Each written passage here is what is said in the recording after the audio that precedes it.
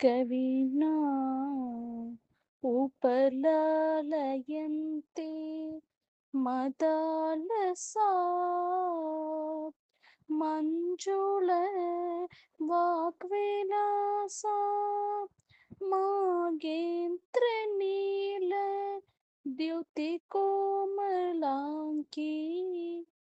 मार्तङ्गकन्या மனசா ஸ்மராமி. அனைவருக்கும் வணக்கம்.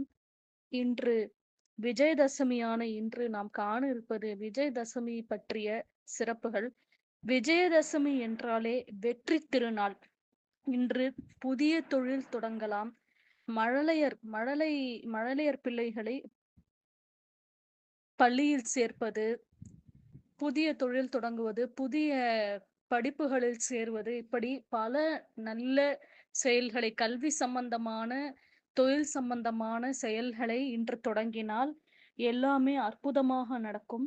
இந்த நாளானது அதனாலேயே வெற்றி திருநாள் என சரஸ்வதிக்கு மிகவும் உகந்த நாளாக விஜயதசமியானது கூறப்படுகிறது. நேற்று ஆயுத பூஜை. ஆயுத பூஜை அன்று நாம் நம்முடைய அலுவலகத்தில் நாம் பயன்படுத்தும் பொருட்களை வைத்து நாம் சரஸ்வதியிடம் வழிபடுவோம். இன்று விஜயதசமியான இன்று நம் வீட்டில் உள்ள பிள்ளைகளை பள்ளியில் சேர்ப்பது, புதிய தொழில் தொடங்குவது, புதிய படிப்பில் சேருவது, இப்படி நல்ல செயல்களில் நாம் ஈடுபடுவோம். இதுவே விஜயதசமி ஆகும். விஜயதசமி என்பது தென்னக பகுதிகளில் நவராத்திரியின் ஒரு அங்கமாகவும், வங்காளத்தில் துர்கோத்சவத்தின் அங்கமாகவும் கொண்டாடப்படுகின்றது. இந்த இந்து நாள்காட்டியில் புரட்டாசி மாதத்தின் அமாவாசை கழிந்த 10ஆம் நாள் விஜயதசமி கொண்டாடப்படுகிறது. முந்தைய 9 நாட்களும் நவராத்திரி விழாவாக கொண்டாடப்படுகிறது. ராமாயணத்தில் ராவணன் சீதையை கடத்தினான். சீதையை விடுவிக்குமாறு ராமன் ராவணனிடம் கூறினார். ஆனால் ராவணன் மறுத்துவிட்டார். இந்நிலைமை அதிகரித்து போருக்கு வழிவகுத்தது. இப்போரில் ராமன் ராவணனை விஜயதசமி அன்று அழித்து போரில் வெற்றி பெற்றார் என்று கூறப்படுகிறது. வட இந்திய பகுதிகளில் ராமன் ராவணனை கொன்ற இந்நாளை ராம்லீலா என்ற விழாவாக கொண்டாடப்படுகிறது. பெருந்திரளான மக்கள் மைதானத்தில் கூடி ராவணன் மற்றும் அவனது சுற்றத்தினரது உருவ பொம்மையை ராமர் வேடம் தரித்தவரால் அம்பேயப்பட்டு எரியூட்டப்படுகிறது.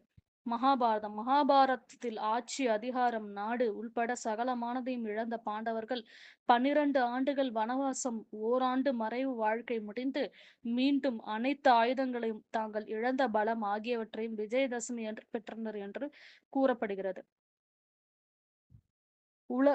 தென்னிந்தியாவில் உலகை ஆட்டிப்படைத்த மகிஷாசுரனை அழிக்க தேவியானவள் துர்க்கையாக அவதரித்து 9 நாட்கள் நீடித்த போரானது விஜயதசமி என்று முடிவுக்கு வந்தது. தீய சக்தியான மகிஷாசுரனை துர்காதேவி வதம் செய்தால். நல்ல சக்தியின் வெற்றி திருவிழாவாக விஜயதசமி கொண்டாடப்படுகிறது. தென்னிந்தியாவில் மகிஷாசுரனை துர்கை வென்ற நாளாக கோயில்களில் வழிபாடுகள் நடத்தப்படுகின்றன. மைசூரில் மன்னராட்சி நடந்தபோது இந்த நாளில் அலங்கரிக்கப்பட்ட யானை மீது மன்னர் ஊர்வலம் வருவது தசரா ஊர்வலம் என அழைக்கப்பட்டது. இதனை ஒட்டி கலை நிகழ்ச்சிகள் நடைபெற்று வந்தன. அந்த வழக்கத்தை மன்னராட்சி முடிந்த பின்னரும் தற்போதும் கடைபிடித்து வருகின்றனர். தமிழகத்தில் விஜயதசமி அன்று மழலை குழந்தைகளை பள்ளியில் சேர்ப்பதற்கும் பாட்டு, இசைக்கருவிகள் பயிற்சி, நடன பயிற்சி, பிறமொழி பயிற்சி, எந்த விதமான திறமைகளாக இருந்தாலும் நடன பயிற்சியோ அல்லது பாடல் இசை வகுப்புகளோ, இந்த மாதிரியான வகுப்புகளுக்கு சென்று சேருவதும் இன்று நன்மையை பயக்கும். இன்று தொடங்கும் அனைத்து செயல்களுமே வெற்றியில் தான் முடியும் என்பது நாம் காலமாக செய்து வரும் ஒரு நம்பிக்கையான ஒன்று. ஆகியவற்றை இந்த நாளில் தொடங்கினால் சரஸ்வதி தேவியின் அருள் பரிபூர்ணமாக கிடைக்கும் என்றும் நம்பப்படுகிறது. இதற்கு முந்தைய நாளான நவமியில் சரஸ்வதியை வணங்கி கல்வி, கலை கருவிகளுக்கு பூசை நடத்தி, தசமி அன்று ஆயுத பூசை என தாங்கள் பயன்படுத்தும் தொழிற்கருவிகளுக்கும் வாகனங்களுக்கும் பூசை நடத்துகின்றனர்.